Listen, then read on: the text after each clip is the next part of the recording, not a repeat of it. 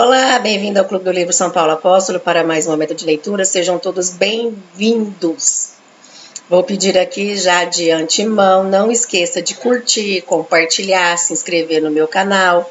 Um canal que foi criado justamente para que a gente possa ler livros. E hoje, dia 2 de novembro, finados, dia que dedicamos nossas orações aos que já se foram, aos que já partiram, que não estão mais presentes aqui conosco.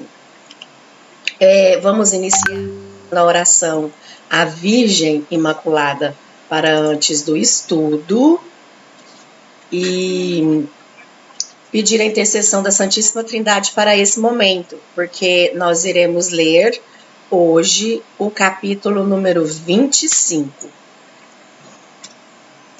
Capítulo número 25, Infiltração e a misteriosa morte de João Paulo I. Então, vamos invocar aqui a Santíssima Trindade. Deixa eu colocar aqui a nossa oração. Oração à Virgem Imaculada antes do estudo. Então, vamos invocar a Santíssima Trindade. Em nome do Pai, do Filho e do Espírito Santo. Amém. Debaixo do vosso patrocínio, ó Mãe Diletíssima, e invocando o mistério da vossa Imaculada Conceição, quero prosseguir os meus estudos e trabalhos literários, e protesto fazê-lo principalmente a fim de servir melhor para propagar a honra divina em vosso culto. Rogo-vos, pois, Mãe amantíssima, sede da sabedoria, que favoreçais benigna os meus trabalhos, e eu, de boa vontade, piedosamente, vos prometo que é justo todo o bem que me provier dos meus estudos, hei de atribuí-lo inteiramente à vossa intercessão diante de Deus. Amém. Em nome do Pai, do Filho e do Espírito Santo. Amém.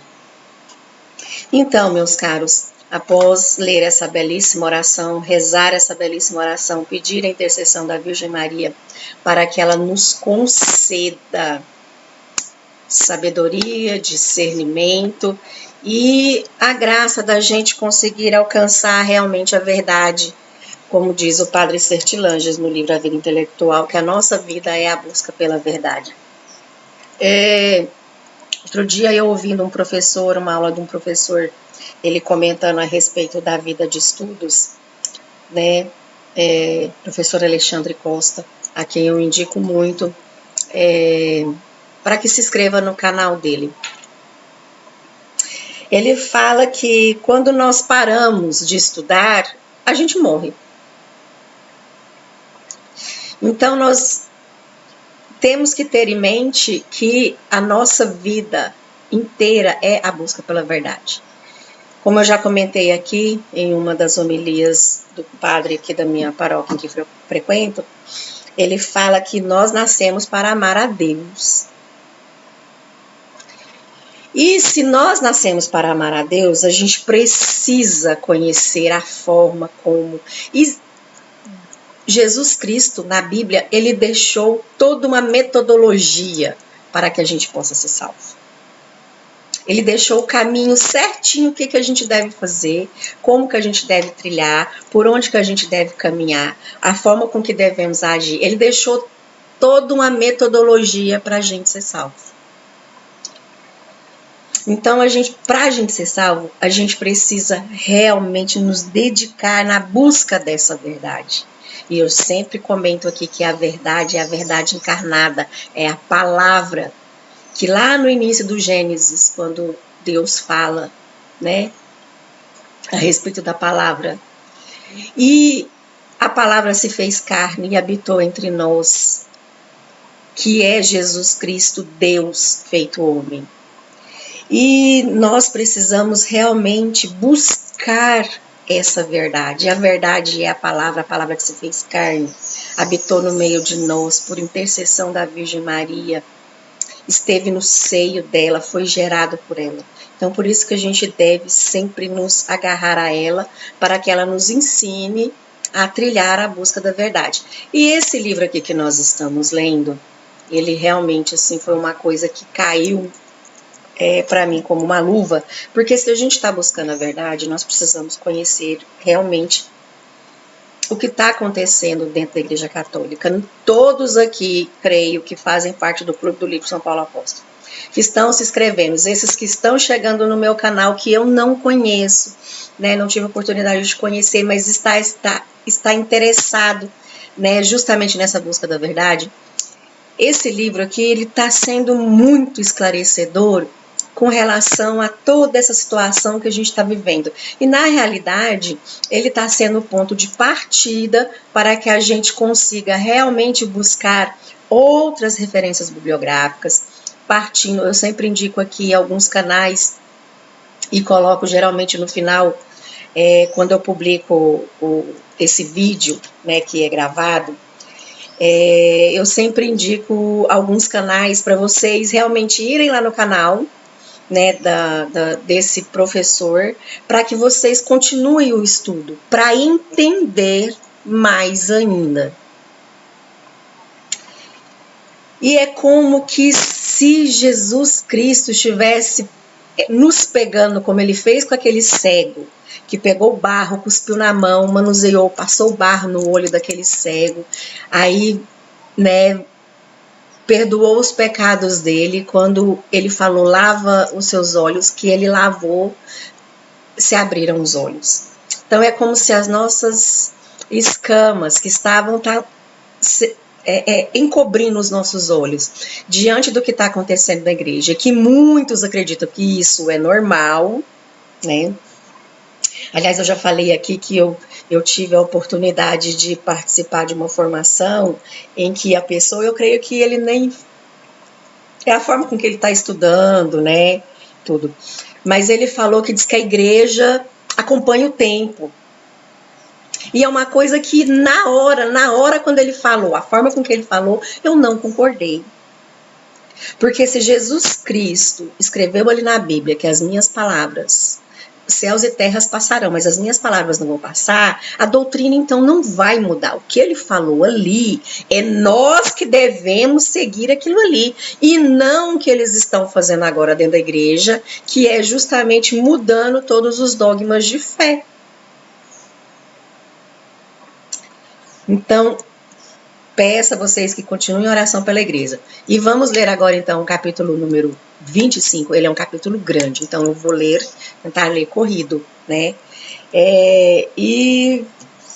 Vamos ver se a gente consegue aí trilhar realmente outros livros. Eu estou aqui na busca de outros livros. Estou adquirindo outros livros para a gente poder continuar lendo aqui no Clube do Livro São Paulo Apóstolo, né, que fale a respeito justamente disso que está acontecendo com a igreja, para que a gente não continue como um sapo na água morna, entendeu? Que vai ser cozinhado e a água vai ferver e a gente vai acabar morrendo. E correndo o risco de perder a alma com essa igreja aí que está por vir, né, para ser formada nesse período agora do ano de 2023 para 2024. Então, deixa eu projetar aqui na tela. Deixa eu pegar aqui.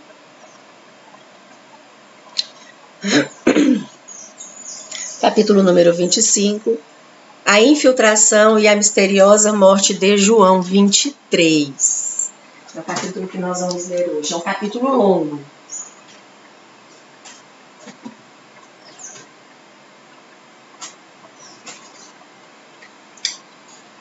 Antes de sua morte, o Papa Paulo VI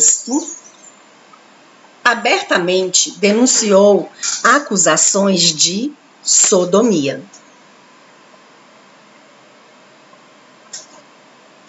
A controvérsia surgiu quando a Congregação para a Doutrina da Fé emitiu um documento intitulado Persona Humana, o qual tratava da imoralidade, do adultério, da homossexualidade e da masturbação.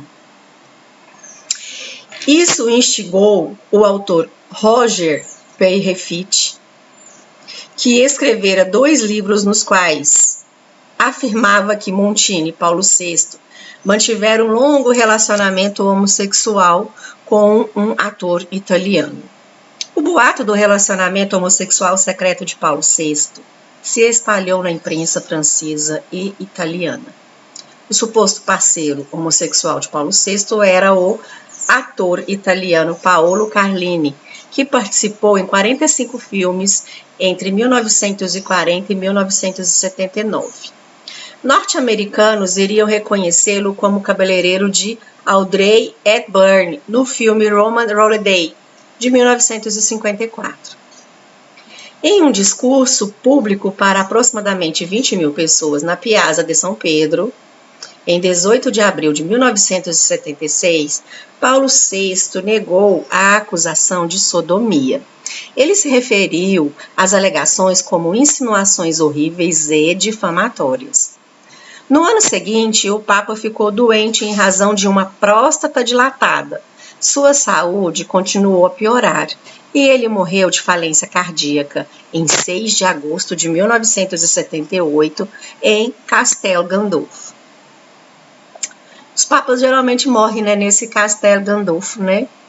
Não sei se vocês observaram isso, eles já vão para lá para morrer, né? Engraçado. Bom, o Papa Paulo VI não havia apenas revogado os direitos de voto dos cardeais acima da idade de 80 anos em 1970. Ele também criara uma inovação em 1975 a aumentar o número dos cardeais eleitores de 70, como os 70 anciãos de Moisés e os 70 discípulos de Cristo, para 120. A revogação dos direitos de voto dos cardeais acima de 80 anos é um dos maiores golpes da história católica. O Papa Paulo VI essencialmente proibiu todos os cardeais mais velhos nomeados por Pio XII de votar em eleições papais futuras. Por essa manobra, Paulo VI garantiu que seus cardeais, e apenas eles, iriam escolher seu sucessor. A jogada funcionou. No conclave papal de agosto de 1978, dos 111 cardeais eleitores, 100 haviam sido pessoalmente nomeados pelo Papa Paulo VI. 8 haviam sido nomeados por João 23 e apenas 3 por Pio XII. Eliminar os direitos de voto de cardeais acima de 80 anos quase apagou o legado da geração anterior dos cardeais. Uma vez que Paulo VI havia radicalmente remodelado o colégio de cardeais, o conclave de agosto de 1978 não teve candidato conservador. Quase todos os cardeais eleitores eram totais apoiadores do Papa Paulo VI e das reformas do Vaticano II. As reformas do Vaticano II estavam garantidas, e o próximo Papa seria incumbido de emitir um novo catecismo e um novo Código de Direito Canônico para reformar com o Vaticano II. A necessidade mais urgente, porém, era o escândalo financeiro no Banco do Vaticano, do qual o mundo sabia pouco. Não obstante o círculo interno de cardeais, Curiais compreendeu profundamente que o escândalo de Sindona poderia alcançá-los e expô-los.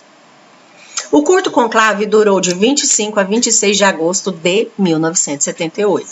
O cardeal Albino Luciani era o favorito à vitória e ele sabia, já que dissera ao seu secretário que iria recusar se eleito papa. O colégio de cardeais, empilhado por Paulo VI, elegeu o cardeal Luciani no primeiro dia de votação após 4 votações. Quando o cardeal Jean-Marie Villot indagou Luciani a respeito de sua aceitação, ele respondeu: "Que Deus os perdoe pelo que vocês fizeram." Ele então se tornara o primeiro papa a assumir um nome papal duplo, João Paulo, em honra aos 2 papas do Vaticano II, João 23 e Paulo VI. Notável também é o fato de que seus 2 sucessores papais, Karol Wojtyła e Joseph Ratzinger, estavam entre os cardeais presentes para elegê-lo como Papa João Paulo I. João Paulo I estava alinhado com as tendências modernizantes e liberalizantes na doutrina, política e liturgia do Vaticano II. Antes de 1968, ele havia abertamente defendido a posição do cardeal Giovanni Urbani de Veneza, de que o controle artificial do nascimento pode ser usado de forma responsável por católicos casados em sã consciência. Após o Papa Paulo VI emitir a Humanae Vitae em 1968, o cardeal Luciani se conformou ao ensino adverso à contracepção artificial, mas em silêncio. O Papa João Paulo I reinou por apenas 33 dias, morrendo em 28 de setembro de 1978. Isso ocorreu durante um escândalo financeiro em torno da enorme perda dos fundos do Banco do Vaticano, através das maquinações do maçom Michele Sidona, o Tubarão. Havia pressão de vozes no Vaticano por uma aliança com a máfia siciliana na restauração de seus fundos perdidos. O equivalente moderno a uma perda de 288 milhões de dólares dos fundos do Vaticano merece séria atenção. 3 oficiais do Vaticano estavam envolvidos no escândalo do Banco do Vaticano: o cardeal Jean-Marie Villot, secretário do Estado, o cardeal John Cody de Chicago e o arcebispo Paul Marcinkus, o gorila, líder do Banco do Vaticano, ou IOR. Todos os 3 eram atores importantes. O arcebispo Marcinkus, um ex-jogador de rugby com 1,93 m de altura, iria posteriormente ser denunciado na Itália em 1982 como cúmplice do colapso de 3 bilhões no Banco Ambrosiano. Marcinkus é famoso por dizer ao Papa João Paulo II: você não pode dirigir uma igreja com ave-marias. Teorias conspiratórias vinculam esses homens juntos em uma trama para assassinar. Teorias conspiratórias vinculam esses homens juntos em uma trama para assassinar João Paulo I, com o cardeal Villot sendo aquele que iria organizá-lo e posteriormente destruir todas as evidências. Todos os 3 estavam trabalhando em 1978 com Roberto Calvi, presidente do Banco Ambrosiano. Calvi era um maçom, membro da P2 e apelidado Banqueiro de Deus. Em 1982, o mesmo ano do indiciamento do arcebispo Marcinkus, o corpo de Calvi foi encontrado dependurado na ponte Blackfriars, em Londres. Isso foi considerado um sinal, já que a loja P2 italiana se refere aos seus membros como frades negros. A causa alegada da morte foi um suicídio, mas isso tem sido contestado desde então. Os 5 atores nessa história são o cardeal Villot, cardeal Cody e arcebispo Marcinkus, e os 2 proeminentes banqueiros Sidona e Calvi. 3 desses 5, Marcinkus, Sidona e Calvi, foram denunciados, e os últimos 2 morreram prematuramente. Algo profundamente ruim estava acontecendo em 1978. Villot morreu em 1979, Cody morreu em 1982. Dentro de poucos anos, todos os envolvidos estavam mortos, ou por causas naturais, ou cometeram suicídio, ou estavam na prisão.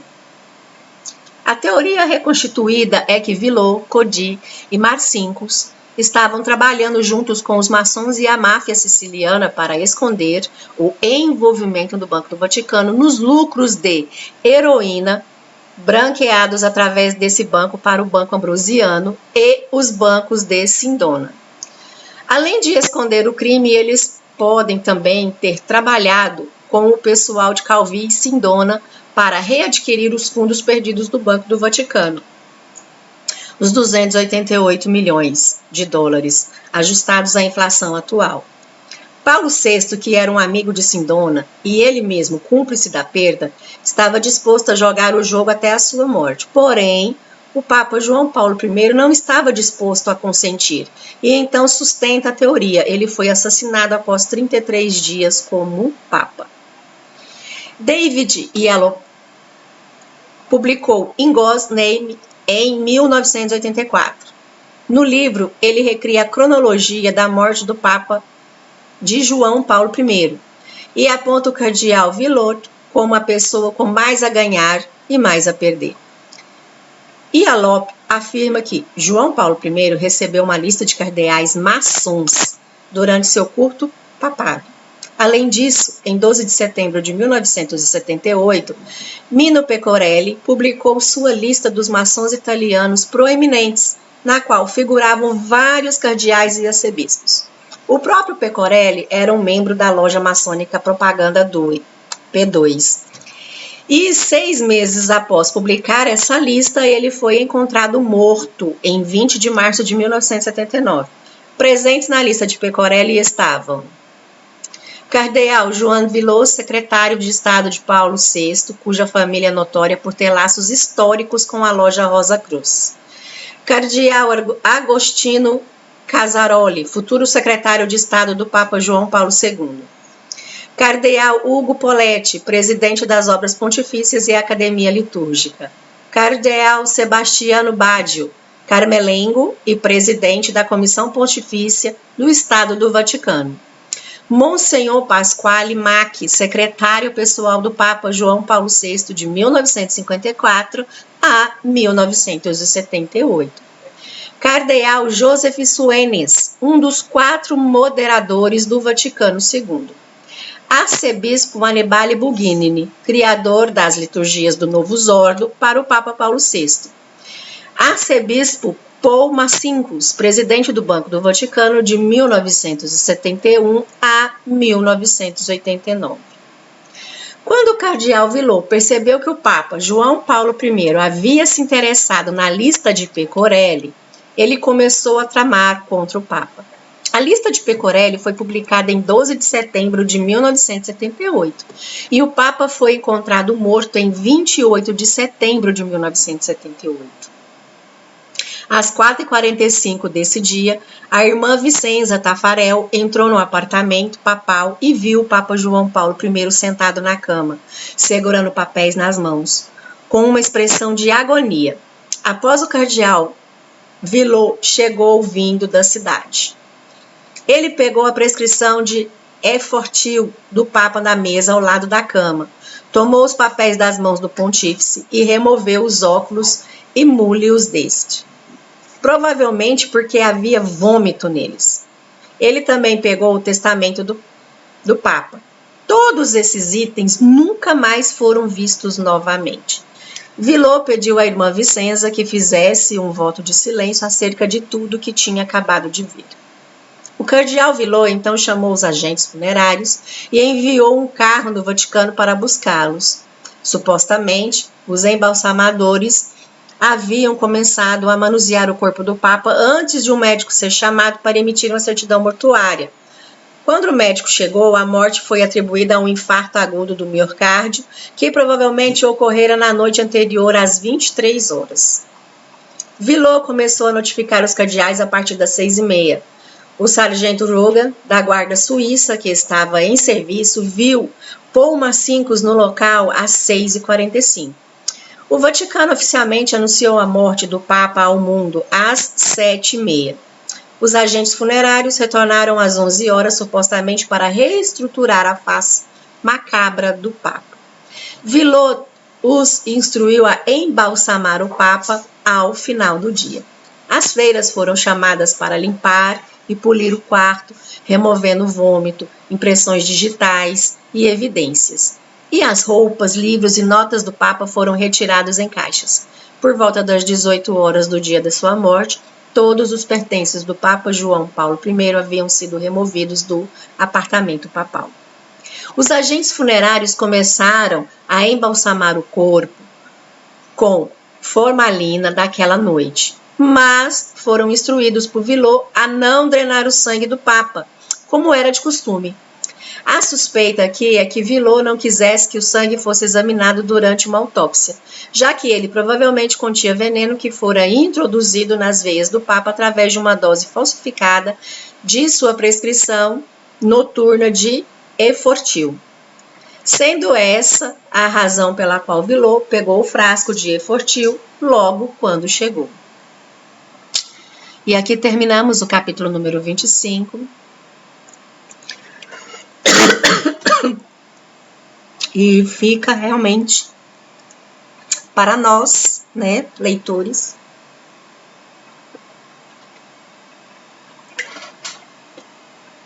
essa interrogação a respeito da morte de João Paulo I. 33 dias de pontificado. Na realidade, não é só aqui neste livro que tem esse escrito comentando a situação em que ocorreu a morte dele. Existem alguns professores, historiadores, o professor Orlando Fedeli mesmo, eu aconselho vocês a assistirem às aulas dele. Era um professor extremamente sábio. E o professor Orlando Fedeli, ele fala que ele nos aconselha a não comer nenhum pastel e nem tomar nenhum caldo de cana, a não comer pastel e a não tomar nenhum caldo de cana dentro do Vaticano, dentro do estado do Vaticano, porque você está correndo um sério risco de morte. Mesmo porque a gente observa, né, que tem muita coisa obscura, né? A gente até enxerga que parece ser coisa de filme, mas eu acredito piamente que muita coisa obscura acontece ali. E a gente percebe que a partir realmente, né, do Concílio do Vaticano II, e hoje o que está acontecendo aqui na igreja, né, essa questão de tirar Cristo do centro. Nós não somos mais cristocêntrico na igreja católica. Né? O nome primeiro veio de igreja conciliar, e nós temos que aderir à igreja conciliar, e ficou, né, esse nome, né, como eu já comentei. E agora está vindo aí a tal da igreja sinodal. Muitos padres, eles já pregam a igreja sinodal, né? Eles vão fazer a sua homilia, e aí eles, engalfia na tal da igreja sinodal. Padres, bispos, né, que aderem justamente a esse sínodo da sinodalidade, né, como eles chamam. E o que acontece, né? A gente veio perdendo realmente, né? Tirou Cristo do meio e colocou o homem. Inclusive, eu já comentei aqui com vocês que, né, eu fiz parte da equipe de liturgia, e o que se percebe? Que ali no presbitério, o que tem é o homem. Né? As leituras têm que ser bem feitas, tem que ter um bom leitor. E aí você sai da missa, você não sai de uma missa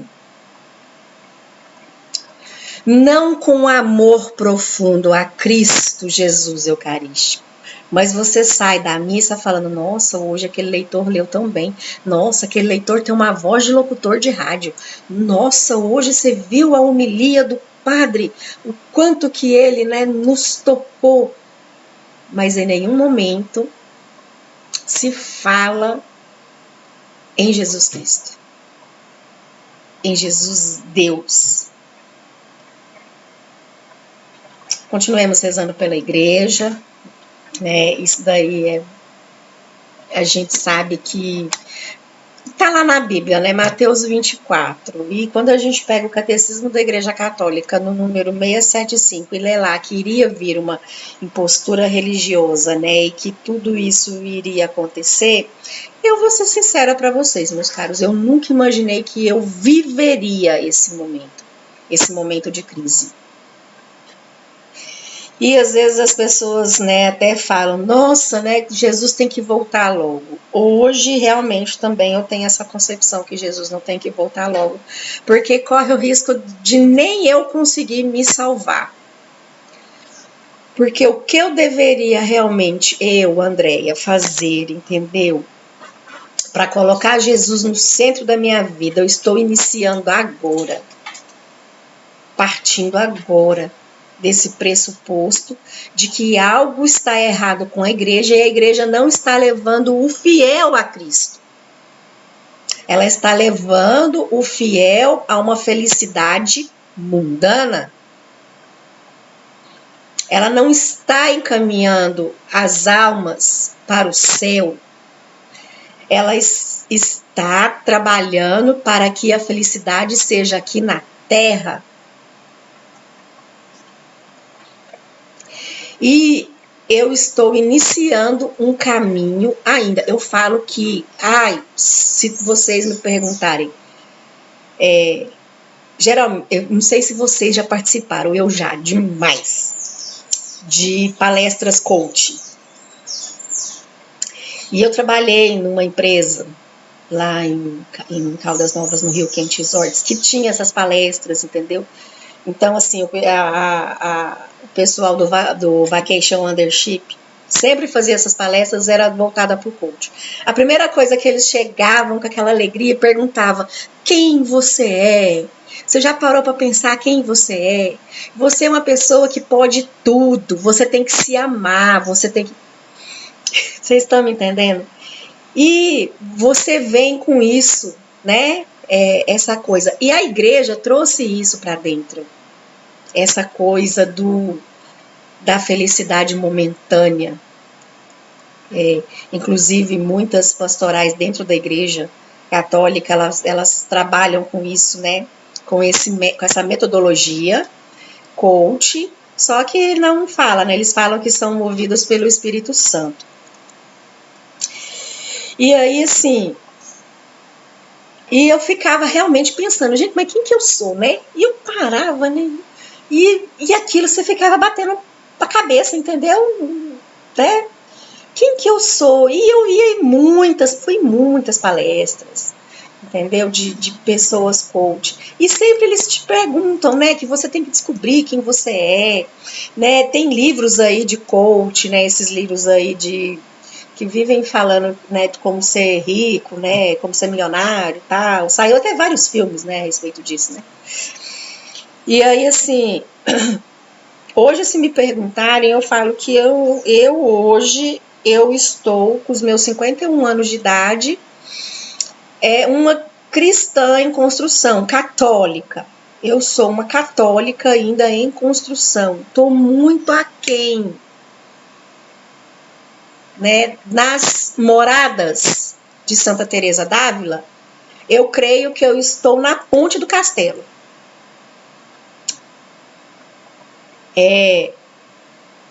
Visivelmente, vocês projetando o castelo como as 7 moradas, porque os santos, se são santos, foi porque eram santos já de 7ª morada.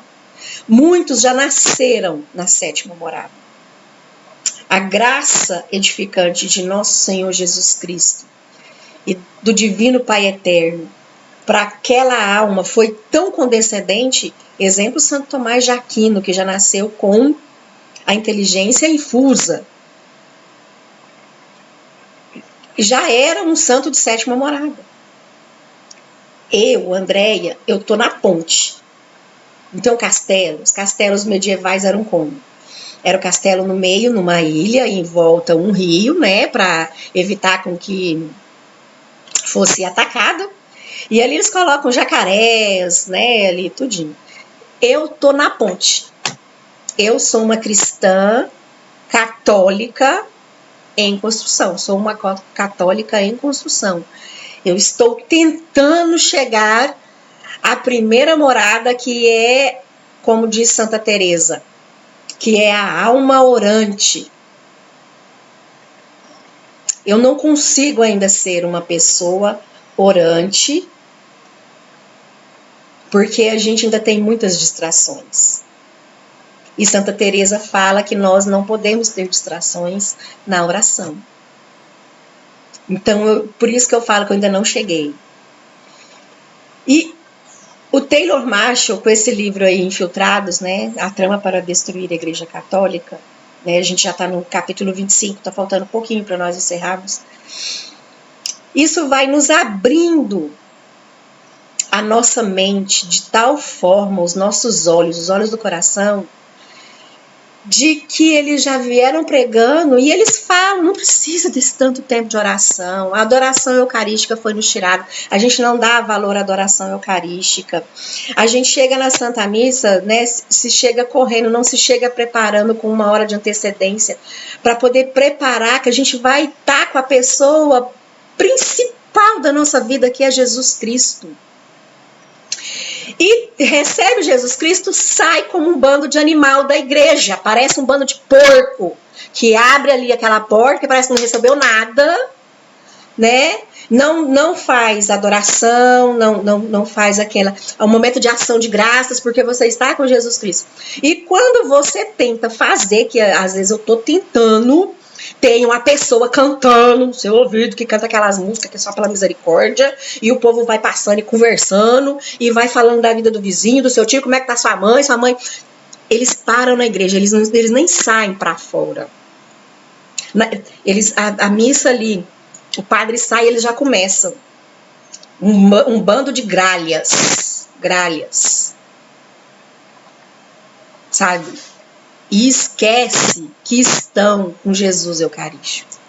A tamanha reverência e o amor que eles têm a Cristo Jesus não existe. E ele sai como se nada tivesse acontecido. Nada.